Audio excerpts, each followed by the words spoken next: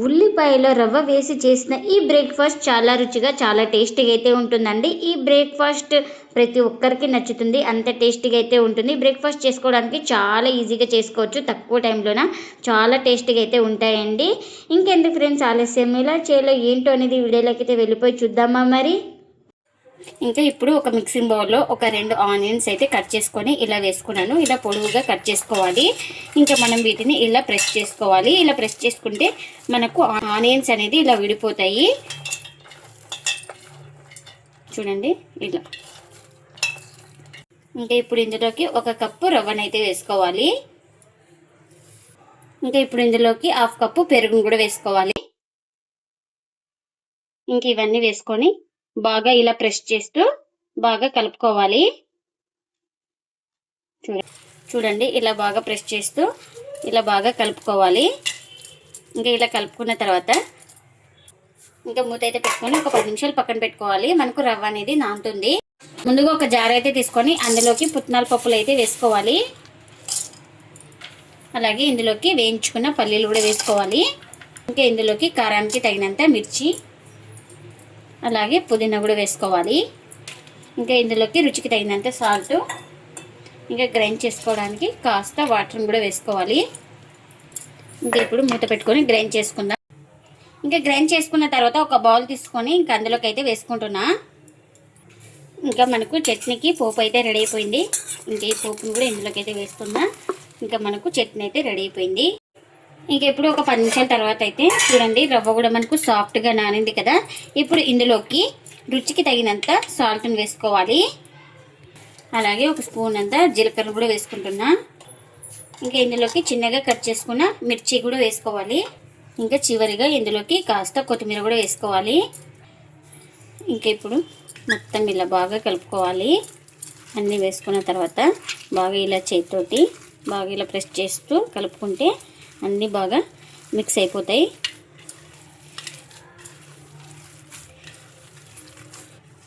ఇంకా నేను ఇక్కడ చూపిస్తున్నాను కదా పిండి ఈ విధంగా అయితే ఉండాలి చూడండి. ఇంకా ఇప్పుడు ఈ పిండి అయితే రెడీ అయిపోయింది మనకు. ఇంకా ఇలాంటి ప్యాన్ అయితే పెట్టుకొని ప్యాన్ కూడా హీట్ అయింది. ఇంకా ఇప్పుడు మనం ఇలా ప్యాన్కి అయితే ఆయిల్ అయితే అప్లై చేసుకోవాలి ఇలా బ్రష్ తోటి. ఇంక ఇప్పుడు చేతికి కాస్త ఆయిల్ అయితే ఇలా అప్లై చేసుకొని ఇంకా నేను ఇక్కడ చూపిస్తున్నాను చూడండి. ఇంకా ఈ సైజు పిండి ముద్దను అయితే తీసుకోవాలి. ఇలా రౌండ్గా బాల్ లాగా చేసుకోవాలి. ఇంకా ఈ పెన్నం మీద అయితే పెట్టుకొని ఇలా స్ప్రెడ్ చేసుకోవాలి. ఇలా లైట్గా ఒత్తుకోవాలి. ఇలా మరీ పల్చగా కాదు, మరీ మందంగా కాదు, మీడియం సైజుగా అయితే ఉండాలి. ఇంకా ఇలా చేతితోటి అనేసుకున్న తర్వాత ఇంకా ప్లేట్ అయితే కవర్ చేసుకోవాలి. ఇలా ప్లేట్ కవర్ చేయడం వల్ల మనకు బాగా కాలుతుంది. ఇంకా ఇప్పుడు 1 నిమిషం తర్వాత అయితే చూపిస్తున్నాను చూడండి. ఇంకా పైన తడి మొత్తం ఆరింది కదా. ఇలా ఇంకొక వైపుకి అయితే నిదానంగా టర్న్ చేసుకోవాలి. ఈ వైపు కూడా టర్న్ చేసుకున్న తర్వాత మీ ఇష్టం అండి, ఆయిల్ కానీ బటర్ కానీ ఏదైనా అప్లై చేసుకోవచ్చు ఇలా బ్రష్ తోటి. ఇంకా నేను ఇక్కడ ఆయిల్ అయితే అప్లై చేస్తున్నా. ఇంకా కింద వైపు కూడా బాగా కాల్చుకోవాలి. ఇంకా ఇదైతే 2 వైపులా బాగా కాల్చుకున్నాను. ఇదైతే రెడీ అయిపోయింది కదా. ఇది రెడీ అయిపోయిన దాన్ని ఒక ప్లేట్లోకి అయితే తీసుకుంటున్నా. ఇంకా కాస్త ప్యాన్కి అయితే ఆయిల్ అయితే అప్లై చేసుకున్నాను.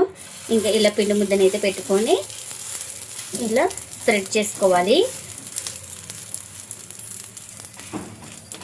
చూడండి ఇలా కాస్త చేతికి ఆయిల్ అయితే అప్లై చేసుకొని ఇలా మొత్తం స్ప్రెడ్ చేసుకోవాలి ఈక్వల్గా.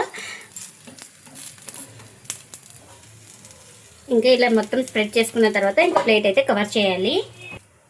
ఇంకా ఇప్పుడు ఇలా పైన తడి మొత్తం మారింది కదా. మనం ఇలా కూడా ఆయిల్ అయితే అప్లై చేసుకోవచ్చు. ఇలా పైన మొత్తం ఇలా ఆయిల్ అయితే అప్లై చేసుకున్న తర్వాత ఇంకా మరోవైపు అయితే టర్న్ చేసుకోవాలి.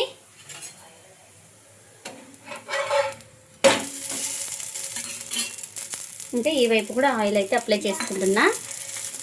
ఇలా 2 వైపులా ఆయిల్ అయితే అప్లై చేసుకుంటే మనకు ఈక్వల్గా లోపల దాకా బాగా కాలుతుంది. మంటను మీడియంలోనే పెట్టుకొని కాల్చుకోవాలి. లో టు మీడియంలోనే మనం వీటిని కాల్చుకోవాలి. హై ఫ్లేమ్లో పెట్టుకుంటే పైన కాలినట్టు లోపల పిండి ఉన్నట్లు ఉంటుంది.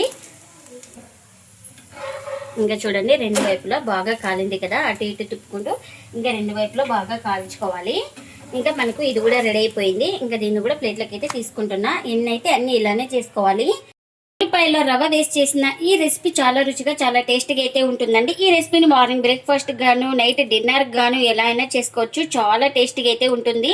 ఎప్పుడు ఒకే టిఫిన్ కాకుండా ఇలా వెరైటీగా చేసుకోండి, ఇంట్లో వాళ్ళందరికీ నచ్చుతుంది. అంత టేస్టీగా అయితే ఉంటాయి. ఇంకా ఇందులోకి చట్నీ కూడా చేసుకున్నాం కదా, చట్నీ కూడా సర్వ్ చేస్తున్నా.